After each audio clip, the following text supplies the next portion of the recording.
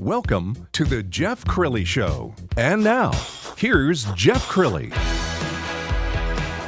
Welcome back to the Jeff Crilley Show. I wrote a book years ago, and people say, when's the next book coming out? And I'm like, the first one almost killed me. So I'm very impressed with my next guest. Cynthia Boone has written not one, not two, not three, not four, 5 books in 2 years. Cynthia, how do you do it? Not really sure. There's a lot of crazy up there in my head, and, as my husband would say, and it just needs to come out. I started writing. I picked up my first book to write in 2011. I wrote 4 pages and promptly put it away because I couldn't figure out what to do with it. So when my children started getting older and they stopped talking to me, basically when they became teenagers, I found a little more free time. So I started writing right after my son graduated from grade school when he was going into high school, and I wrote my first book in 2 months in 2014 in the summer. I write best in the summer, and it just kept going. It turned into a series and just kept coming out and coming out. Had a lot to get out. Okay, so tell us about the genre. What was the first book called, and then tell us about the series. My first book's called Where Have You Been, and it's a contemporary romantic suspense thriller. It's got a lot of dark underlying. I'm a psychology major. Let's back up a little bit on that. And, sure. I'm very fascinated by redemption in the human mind and the things that people do to each other and how everybody processes it in their own lives. And there's a lot of first loves going through my books. And but the series is the first 3 books, which is Where Have You Been, and In the Bridge of Summer's Past, and In the Air Tonight. And they all kind of link together with basic characters flowing in and out.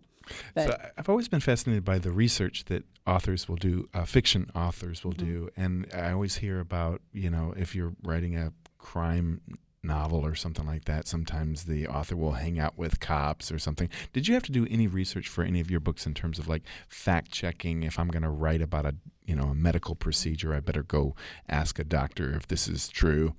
Not so much. I did mostly internet searches on those. Like my 4th book, The 12th of Never, there's a lot of references to Yale, a lot of references to Dallas and old buildings. It started in the 1950s.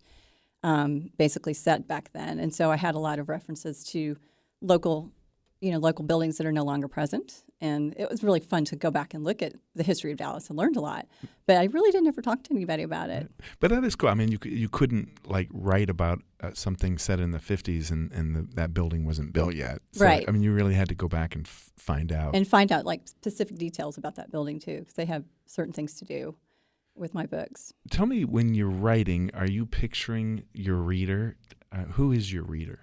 My reader is basically, it's mostly women, of course, but there are some men who have read my books, and mostly family members. I don't know that I really target that, but basically probably 16 to, any above age of women.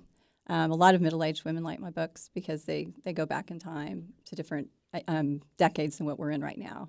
They can relate a little bit more. That's very cool. Mm-hmm. And when what's the highest compliment you've been paid by a reader? Someone told me that my tone is a lot like Nicholas Sparks or Kristen Hanna, which are 2 of my favorite authors. So I'd never compare myself to them, of course, but I just that was exciting to me because I'm not a 50 Shades of Grey type.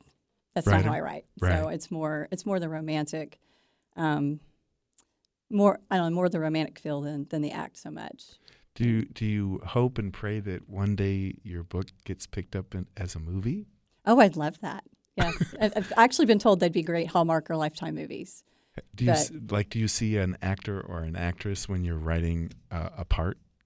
Not so much, but I just don't really ever think about it as much, but I probably should. It would be fun. No. Okay, so where do you get the inspiration? Are you always kind of writing the next book? I know you've got 5. Are you I'm in the middle of my 6th, and I've already written down something for my 7th. Then really? Sometimes when I'm writing, something else will pop up and say, oh, that's a great idea. So I've always just learned I need to just put that on paper, put it away a little bit. And sometimes I actually have that first chapter written before I even finish my other book, which is, I guess I have a little ADD. I'm not real sure. Now, when do you have time to write? Because you have a full-time job. You have a life. Yes. Generally, I write my best work in the summertime, and then I try to carve out about an hour a day. Otherwise, to sit down, I try to write 500 to 1,000 words a day. Whether I like it or not, I'll go back and edit it. But I have to keep in that flow, because once you get out of that flow, it's very hard to get back into it. Because you do hear writers say, gosh, they sit down and they're staring at the screen and they just can't come up with anything. But you've said to yourself, I am writing 1,000 words. Mm-hmm. Does it work?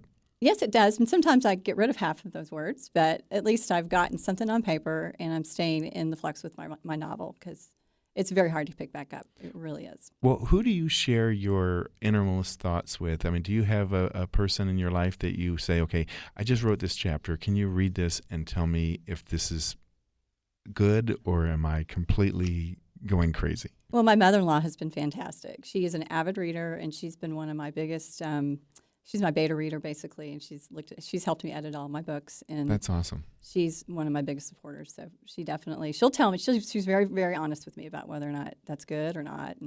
And she'll sometimes get you back on the rails, like you wrote something and she's like, no, that character would never do that. Yeah, she'll say that, yes, she's pretty honest about that. So I'm very thankful for her. In all of your books, which character is most like you? I would probably say Cassie in The 12th of Never. Okay, and I love I'm very old-fashioned. I basically wrote her starting in the 50s, because I have a fascination with the 50s. My mother has told me so many fun stories, and that's when I always felt like I should have been born or been a teenager. And there's something about that character that I just fell in love with when I started writing. Okay, and I love the titles for your books. So The 12th of Never, that's a great title. It's based on a song. It has something to do with the book. It's a beautiful line. Tell us about your latest book. The one I'm writing right now, or the one that just came out? The one that just came out. It's about a country western singer who falls in love with a girl in college, and something horrible happens, and they get separated. And he goes on with his career, and she goes on. They both find eventual love somewhere else, but there's something happening in the backgrounds. And I can't really say too much because it gives too much away. But so when you're writing, do you kind of go into a trance? I mean, have you found yourself crying as you write? At times, but I usually listen. Strangely enough, I listen to iHeart Radio. Do you? Yeah, when I do that, I have ocean wave sounds, because I can't have any kind of talking or singing in my head, but I have to have music to block out. And so I listen to that. And yes, sometimes I get very, very into it. You have to, when you're writing, you have to find something about your characters that you empathize or sympathize about, or you just can't write for them. What's the hardest part about writing for you? Do you write dialogue? I write a great deal of dialogue. I love that. That's my favorite part. Tell us why that speaks to you. Because I'm a big talker. So when you're... And I love conversations. I love having those deep conversations with your friends, and it just fascinates me, the way that people communicate or fail to communicate. And I like to, kind of pretty much show that in my books on different conversation styles, I guess you could say. Okay, Sarah, my daughter and co-host, wants to jump in Sarah. here. Hi, Cindy. Okay, so I have a question. I always ask this to authors. What books do you like to read? I love mysteries. You do? I'm James Patterson fan, big time. I love psychological thrillers, are my absolute favorite. I really think, because now I'm into audiobooks, because I just can't find the time to sit down and really indulge in and enjoy a book. But I love, now we live in an age of technology where you can have audiobooks. So I hope that I can go to audible.com and find your books, or at least at some point. Not yet. I would love to do that. That's you should look into expensive. it, because, I think that you can just plug it into your car and go and, hopefully not cause any wrecks, because people get so into your books and probably, they're kind of in that trance with you. But I think that would be really cool. Well, at this point, I'm just self-published. And so I have prints on Amazon, and I have ebooks. But that's all, as far as I've gotten at this point. But I'm hoping that is down the road. Dad, you need that too.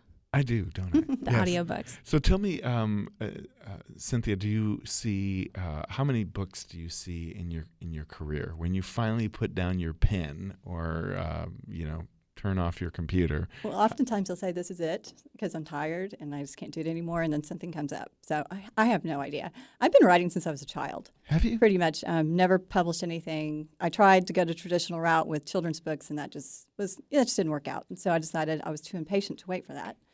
So I self-published, and we'll just see. There's a lot up there. Well, how do people get your books? On Amazon.com at this point. And then CreateSpace. I've published all through CreateSpace, and they're also on Kindle. Excellent. Cynthia Boone, just like it sounds. Go to Amazon and pick up all 5 of her books, soon to be 6. Thank you, Jeff. Thank you for having me on the show. Awesome. When we come back, he was on top of the world. He's got a couple of Super Bowl rings. Then injury cut his NFL career short. But through that pain, he found his purpose. His story is just ahead on The Jeff Crilley Show.